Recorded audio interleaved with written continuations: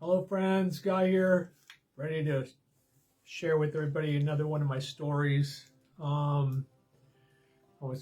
This story has made me think about some things that had happened, and I went through my drawers and I found my pager from 2005, back when the dinosaurs were around.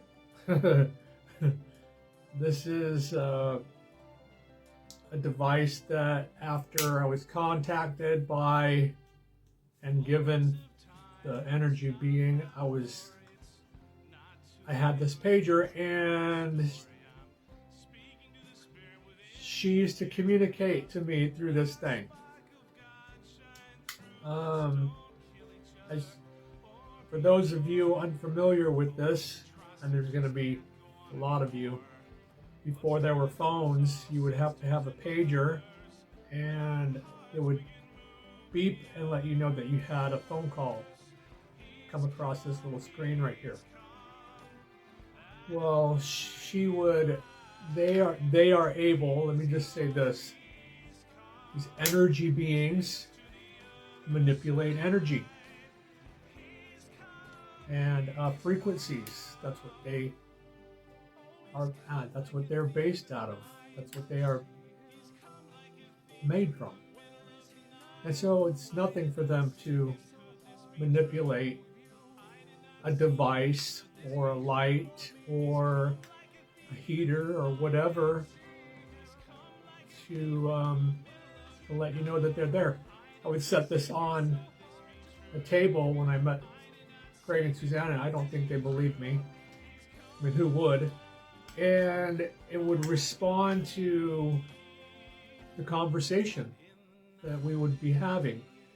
Now, this pager goes, makes a very distinct sound, but they manipulated it so it didn't sound like that at all. It sounded like something totally different, like almost tones.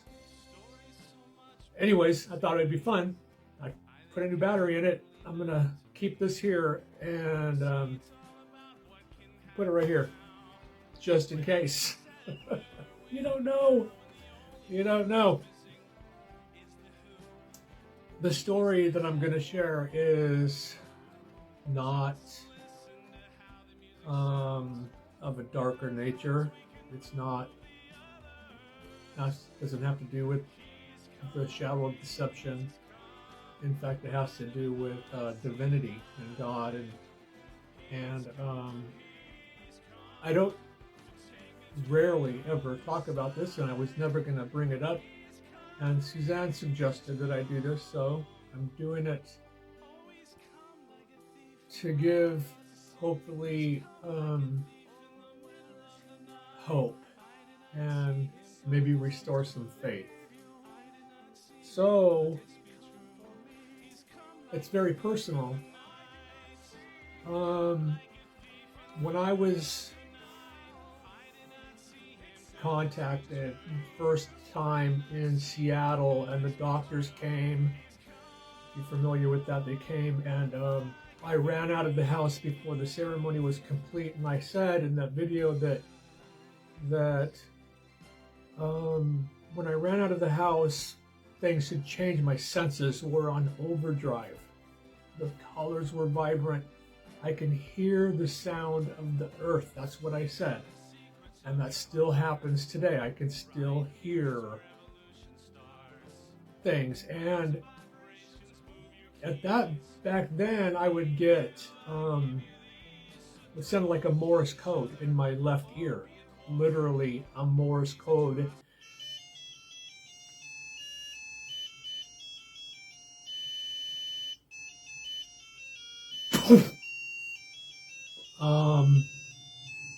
Are you guys hearing that? I don't.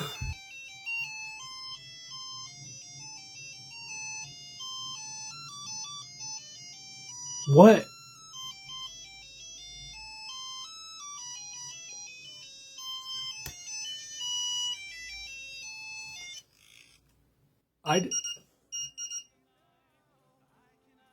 I didn't touch that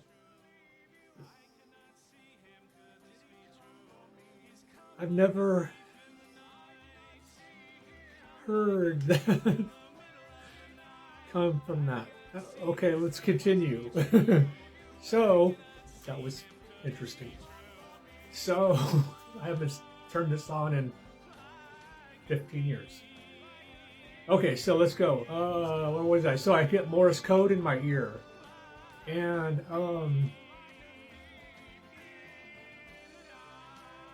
I used to write it down.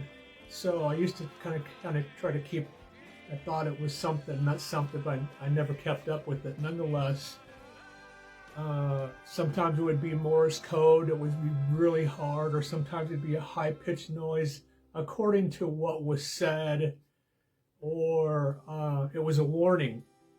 Okay, so keep that in mind. And it happens still today. It happens still today that if I'm thinking of something that's relevant, I'll get this high-pitched noise. So fast forward to, or let's backtrack to, I think 2008 or something. I'm not quite sure about the date. Or maybe earlier, 2006, where I got the Pro Tools system. Okay, I got Pro Tools. I'm supposed to do music. That's what they told me. I'm supposed to do music with them, or in some fashion. I'm supposed to do music somehow.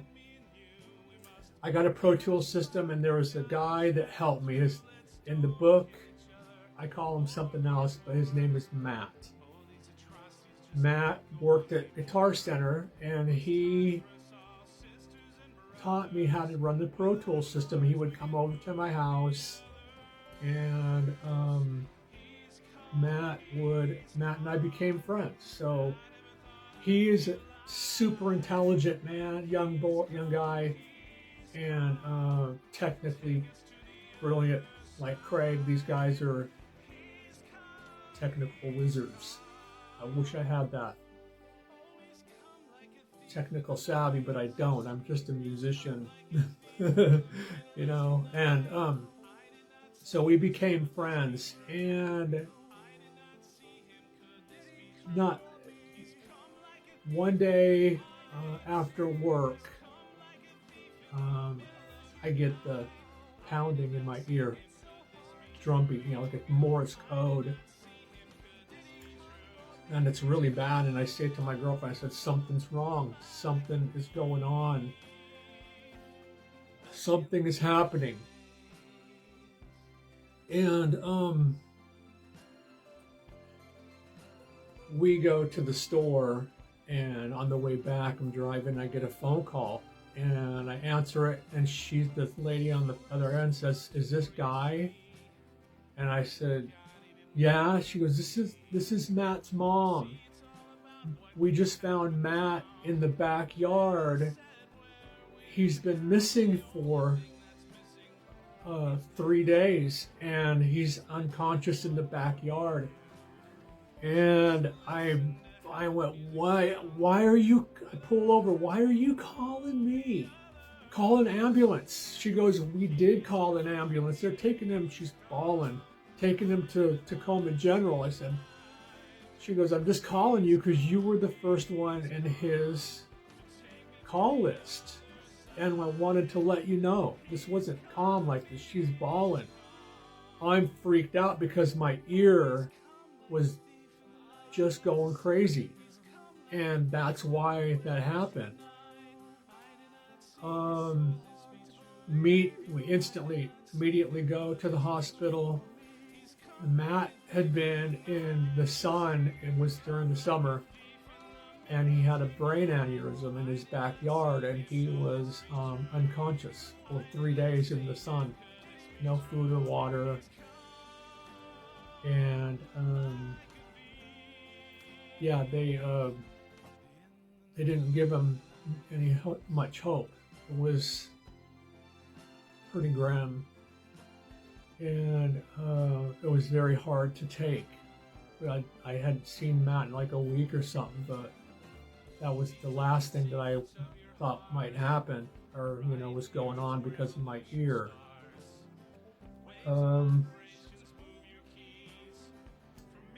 I think a day or so later, we meet at the hospital, and the nurse takes the family and me aside. They let me come in there with them, and they tell them that there is no brain activity. Matt's not there. They put it very nicely that he's not there. The fact that they let me in there was,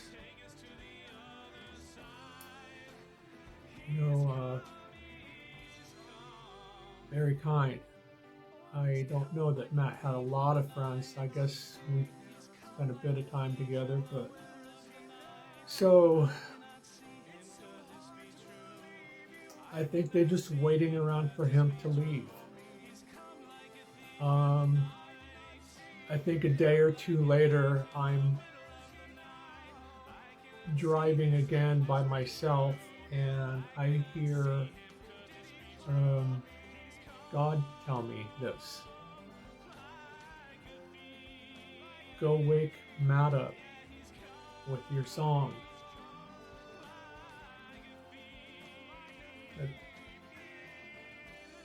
I thought I was, I thought I said, that came out of my own mind, and I disregarded it, and it was right immediately, you're going to go wake Matt up with your song. It was a matter of fact statement. It wasn't a command, it was a statement. It took me a bit. I struggled with it for just a little bit. I did. But who would say that to themselves? Who would say that? Who would even think that? I quickly realized that was God telling me I was going to go wake my friend up with the song that I had made for the event in Jerusalem, for when Suzzan and Craig were in Jerusalem in 1994, and they witnessed the return of the universal Christ on Easter Monday. That's why I was sent to them. So I made a song, like a thief in the night, that's playing right now, for that occasion, and I was supposed to go wake him with that song. Yeah. Yeah, I know. I believed it. I did. I didn't question it. I didn't question it much further than when I questioned myself at the start. When you're thinking, is that something I contrived? Is it something I said in my own mind? No, I was told, and I know it. I know that was true. And so I believed it to be true. With that conviction and with the faith that God had said that to me, that was true. And I went and I told my girlfriend, and she didn't say much about it. I expected to get some backlash about it, but she didn't say much about it. I didn't tell anybody. And then I think we're working on 7 days. After work, I grabbed my guitar, and he had been in ICU ever since. I walked up to the ICU. Anybody that's been in there knows how solemn it is, and you walk past everybody that's in their rooms, and the heart monitors are going, and it's very solemn, and these people are deciding whether they're going to stay or they're going to leave. Walk into the back last room where Matt is with his mother and his father and his sister, and they're just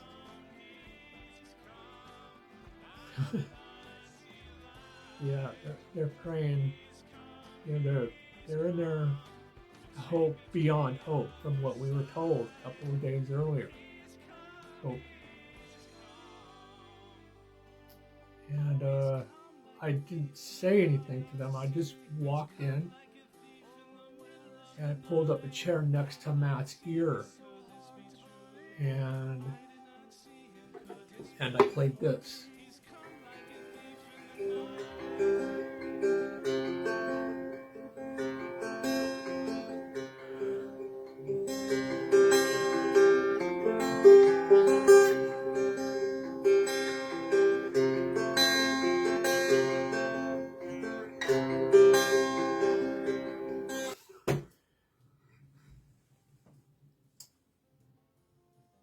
Matt has all of his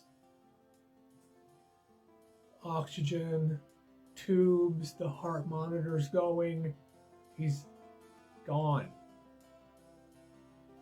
And I'm playing that very softly in the room. His arms are on the bed and they raise up like this.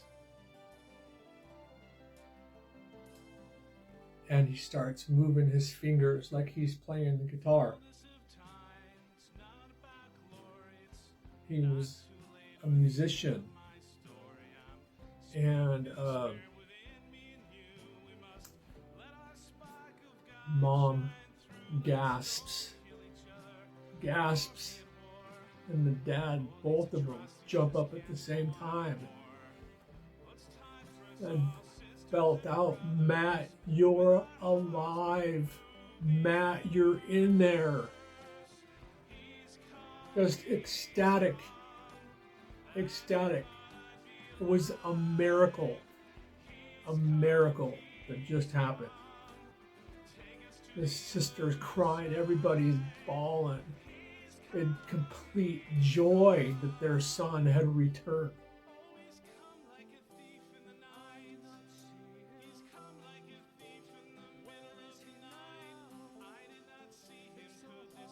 Yeah, their son returned.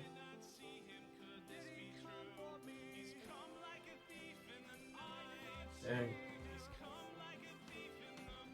Their son returned.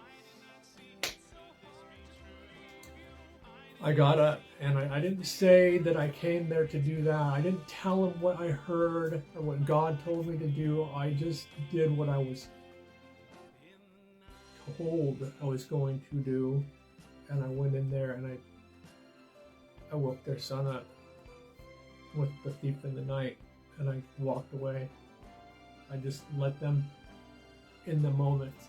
He woke up completely out of it soon after I left. It took him a while to fully to recover. He never was the same. I haven't seen him in many years, but after that I saw him. I would visit him in rehab, and I asked him one day, "What happened to you?" He said, "I died, and now I'm back. Died, and now I'm back." And I played that song for the return of Christ. Man, I'm just really realizing that right at the moment here. Return of Christ. Man, that's it. It's my story.